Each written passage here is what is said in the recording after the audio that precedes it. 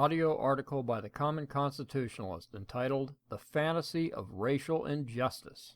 We've heard it throughout the presidential campaign that Republicans are racist, conservatives are racist, anyone who dares speak up or speak out against the myth that America is a racist nation. Are there racists in America? You bet there are, and I'll lay you odds that there are more racist blacks today per capita than there are whites. But we're not allowed to say things like that. This is too controversial and may cause leftists to go weak in the knees and tremble in fear. There is nowhere in this great country of ours where the fantasy of racial injustice is more prevalent than America's college campuses. This has become typical of the new university experience today.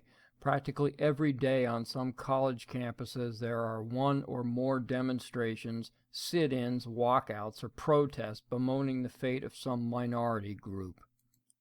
Being that discrimination is apparently so commonplace, one would think it would be easy to find instance after instance of these violations. That seems reasonable, does it not? So why then do we keep hearing accounts of supposed victims of racial injustice, only to find out later that these horror stories they tell are complete lies or at best greatly embellished? TheRawStory.com reported that, quote, a black woman studying at Villanova University was attacked by a group of white men chanting, "Trump, Trump, Trump," on campus Thursday night, November 10th. The unnamed woman was walking through a SEPTA tunnel on campus, which is located north of Philadelphia in the township of Radnor, when the men attacked her. Chanting the name of the president-elect, the men knocked the woman down, causing her to strike her head on the pavement. Her current condition is unknown, and the names of the attackers were not revealed. Unquote. Wow, that sounds like she was really injured. One of her friends said the victim, quote, suffered nausea, vomiting, and dizziness afterward, but there is no evidence of a hospital or doctor's visits. You would think she'd be under observation for a concussion at the very least. But no matter, Villanova still felt compelled to issue a knee-jerk statement which read that the school, open quote, finds this conduct deplorable and considers this racist behavior that runs completely counter to our values, close quote.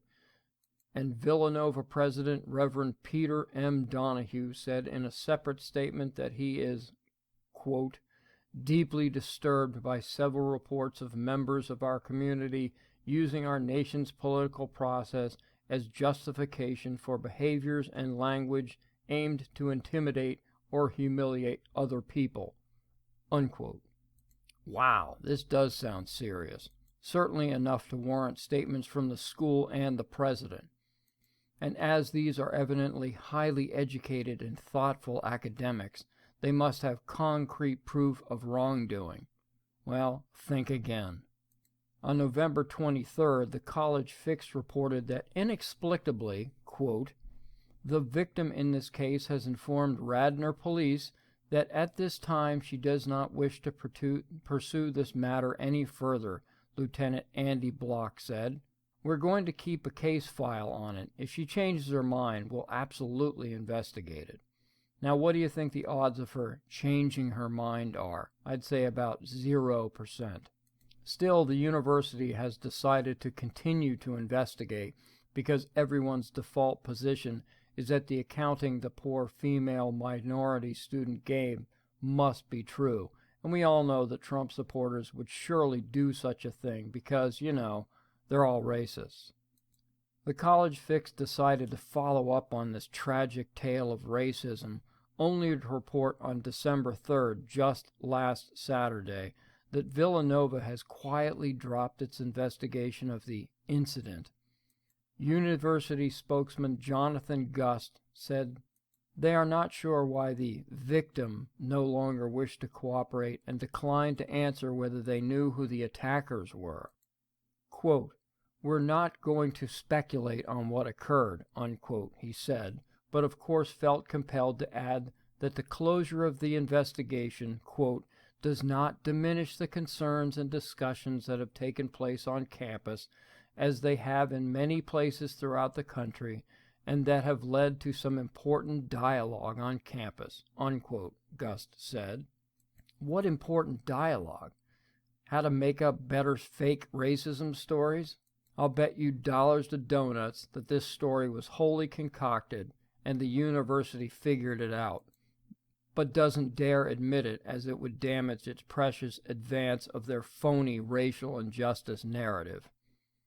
Thanks for listening.